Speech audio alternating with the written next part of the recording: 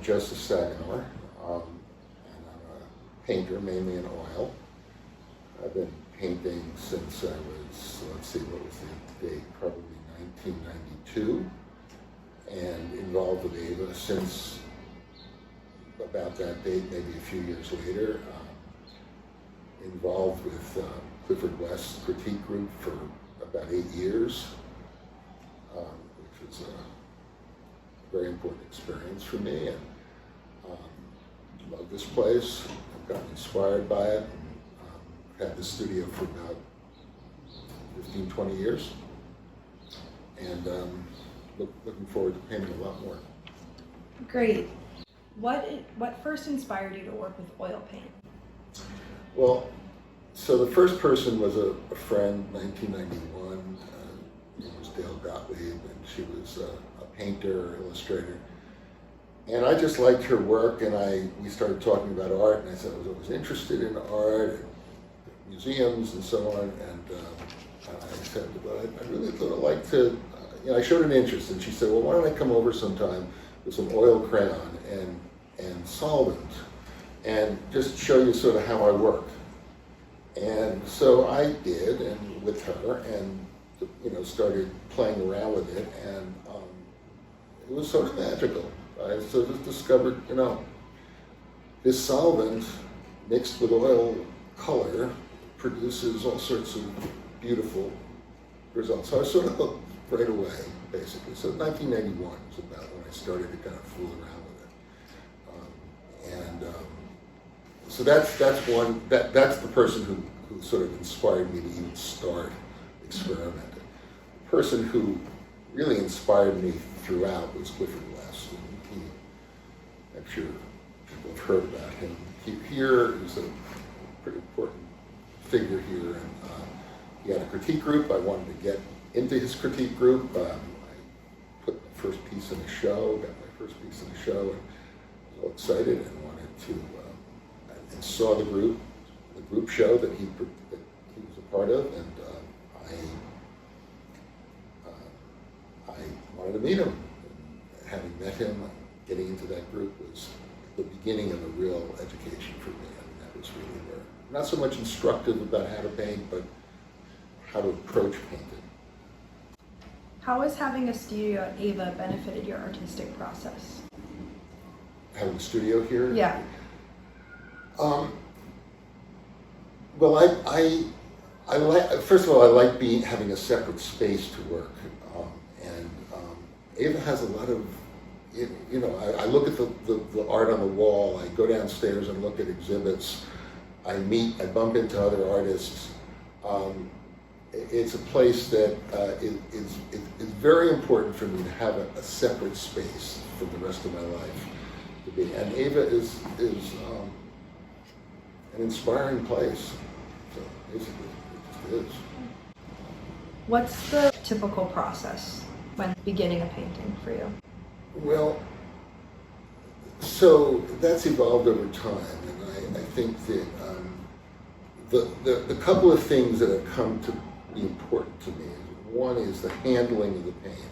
I want the material of the paint to be dealt with spontaneously.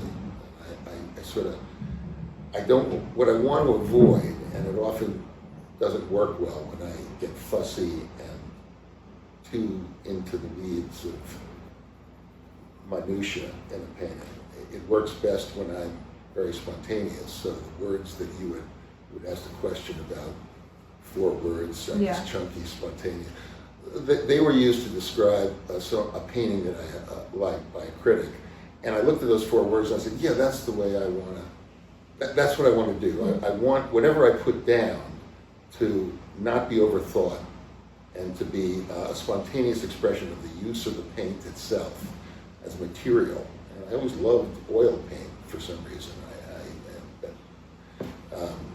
Maybe I haven't experimented much with acrylic, but I do like oil paint because I think it'll be a question. So it's the handling of the paint. And I never know exactly where it's headed generally, and it's not like I make pre-drawings and I know exactly what I'm doing. I just want whatever I put down to be free and bold. And then after that, I start to do an association. I turn the painting in a number of different ways, and to see what I associate to it,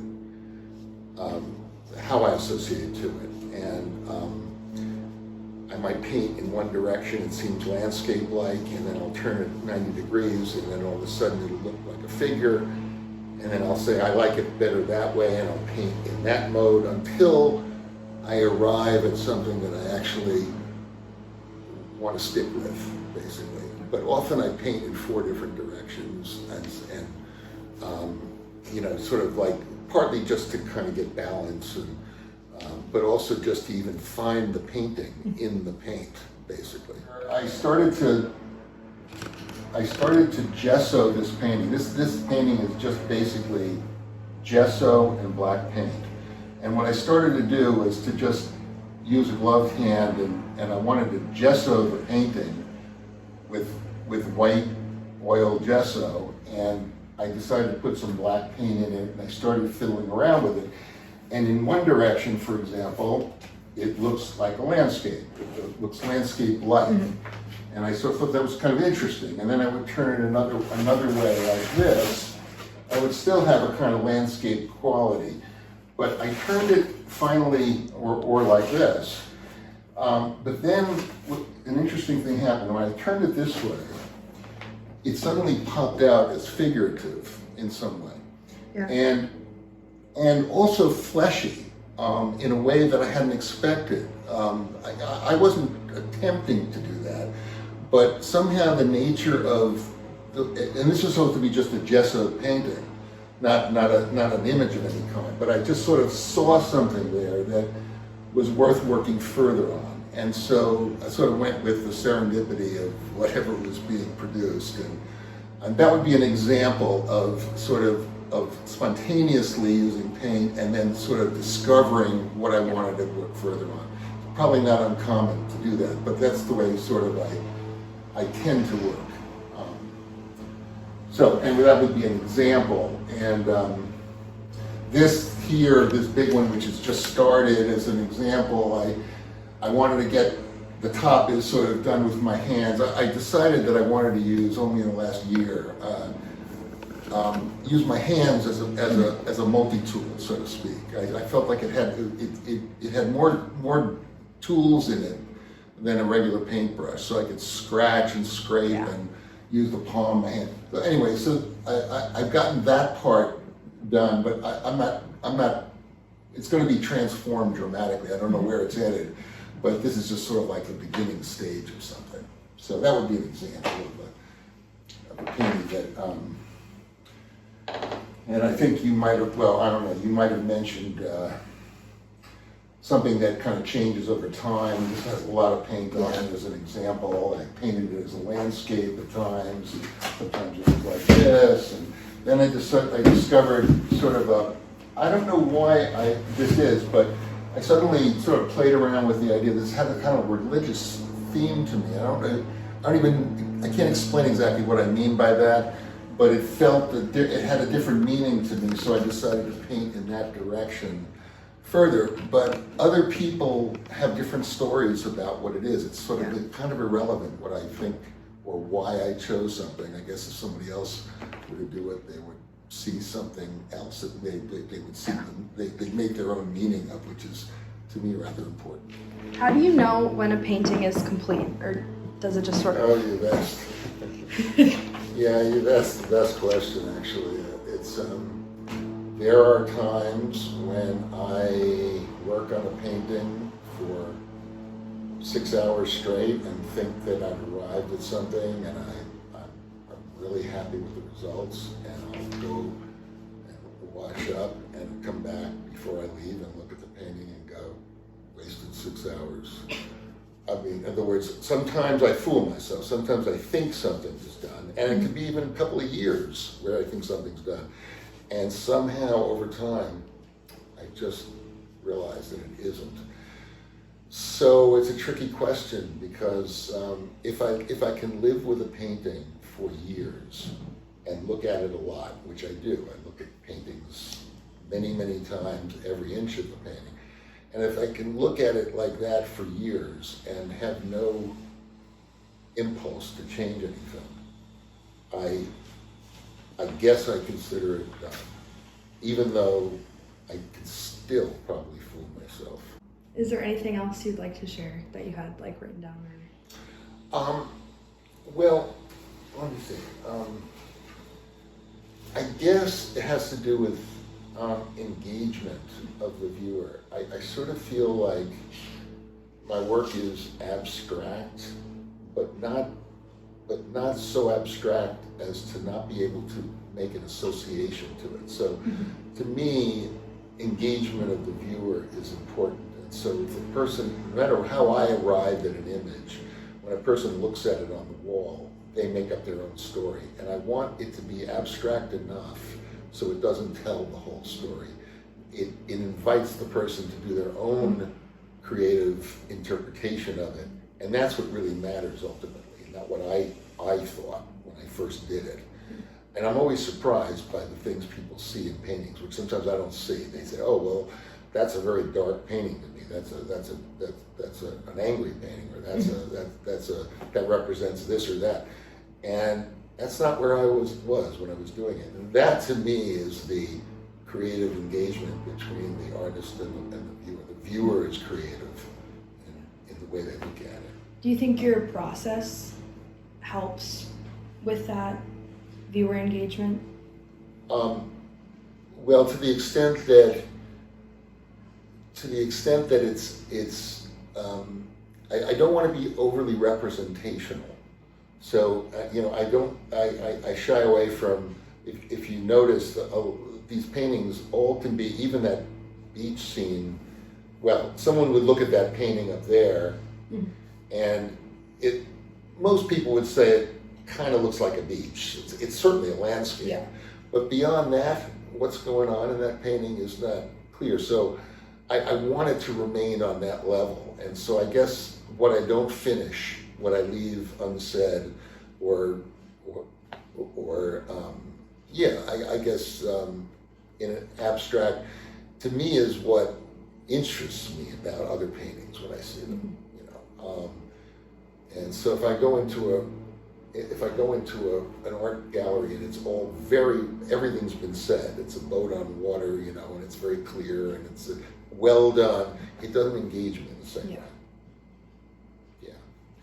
So, and I'm a clinical psychologist. I'm retired, but I'm a clinical psychologist, and so there tends to be, I guess, an interplay between psychological themes that kind of come into the picture if you look at some of these, or I end up interpreting them, or they appear to me to have psychological meaning of some sort. Is that why you're interested in what other people interpret? Well, in some way, it's sort of there's a test, there's a projective test in psychology called the TAT, the thematic apperception test, where a person looks at kind of pictures, some including figures and not, and they're asked to make up a story about the figure, about the painting, the drawing or the painting. And everyone comes up with a different story, and it's the story that they came up with is the information that says something about the person. So to me, if I had to say one thing, it would be like painting is like making up TAT cards that people react to, and that to me is the exciting part of the engagement, as opposed to demonstrating a particular skill per se, if as a painter, like this is painted nicely or in an attractive way. It's really how it engages the person. So to me, that's always been my favorite psychological test. And in a way, I engage in it myself because I'm looking at the paint and I go, I don't see anything quite there. And if I turn it another way, all of a sudden it has meaning to me. So I'm making up stories also. Great. Well, as it relates to, I'm just thinking about, some of the work is figurative. So that this piece here is, I guess I could look at this piece here. don't know if you can turn it around. Yeah. This was just based on a photograph I took at an art gallery in New York, a museum, and it happened to have a wooden figure, an abstract figure, that dark figure, and then the photograph included a man walking along past that figure.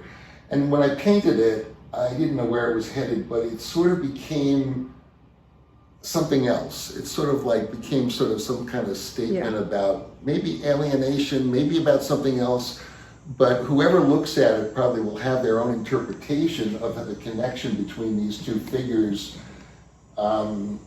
One is clearly distorted, and so it sort of meant something different to me than just a photo in a museum. So that would be an example of a painting that became something other than I envisioned it when I took the shot. So anyway, that's sort of something that and this figure here, you know, I don't know, this became many different things, but it sort of started to talk to me like a mirror, like this person's looking in a mirror of some sort. And but again, this is a very idiosyncratic thing. This is just something that basically is my own internal thing. I remember, there was some quote about writers that said something like, I think it was Oscar Wilde, who said, wanting to meet a writer because you like their work is like wanting to meet a duck because you like pate. And I thought it was very funny because it's kind of like, we're just producing what we produce for our own reasons, but once it gets out of my hands, it's sort of really up to somebody else to make meaning out of it. It's sort of irrelevant what I kind of thought when I was doing it myself. So it's sort of, which is fine with me, because that's sort of what I'm interested in, is how other people see anything that they look at. So yeah, I guess that would be the other point.